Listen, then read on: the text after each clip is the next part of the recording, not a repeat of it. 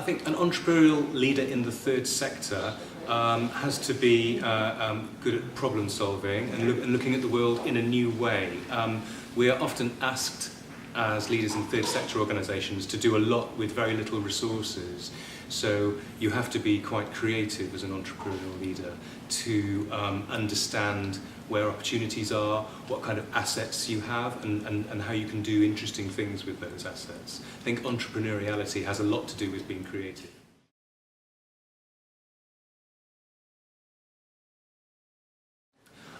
Yes, they need to have a really good understanding of the assets of the charity or the NGO that they work for, and that's not just physical things like buildings or perhaps people, but the less tangible things, the reputation of the charity, the volunteers that they have, the goodwill that they can use with partners. You need to be able to find ways to do interesting and creative things with those.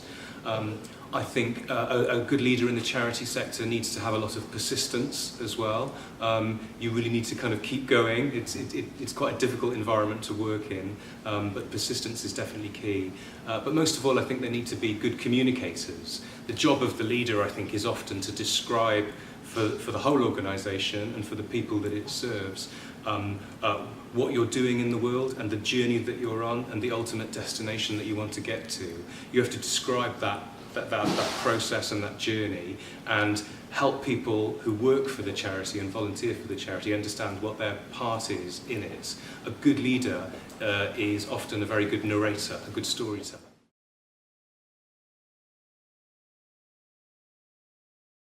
Oh, unfortunately, I have to be very entrepreneurial, so I hope it works what I'm saying. But my role in my current charity is all about trying to commercialise the expertise that we have in our staff team, find new income streams and new people to buy the knowledge and the expertise that we have. So it's very connected to changing our financial model, and that is a lot to do with understanding the value of what you have and who will buy that essentially.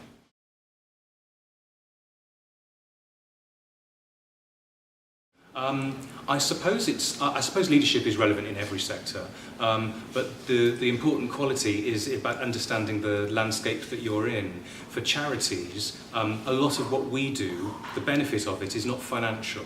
The benefit is social, the benefit is cultural, and it can often be very difficult to describe the value of that to people who think purely in financial terms. Governments have to think in money as well as other areas.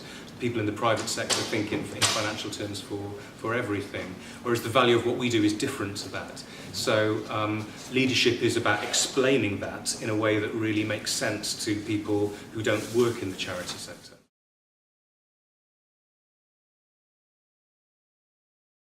I think really good communication and really good accountability.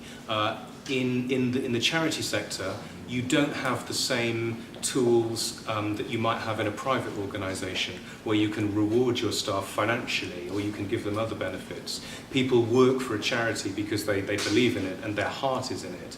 So you can't force people to work in a certain way or act in a certain way, so you have to be a good communicator.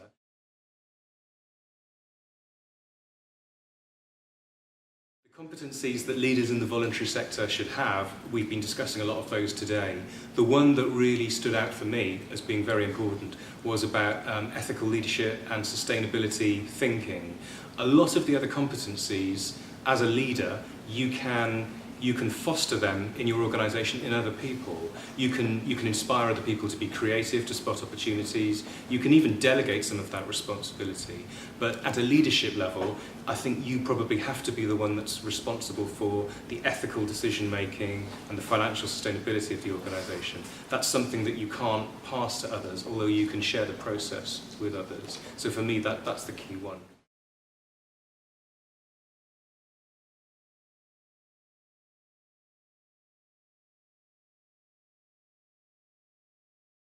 I do think it's possible to create a European framework of competencies for third sector leaders. It's been really heartening and encouraging today here, talking to lots of colleagues from around Europe, people from Italy, people from Spain, people from the Netherlands, I think.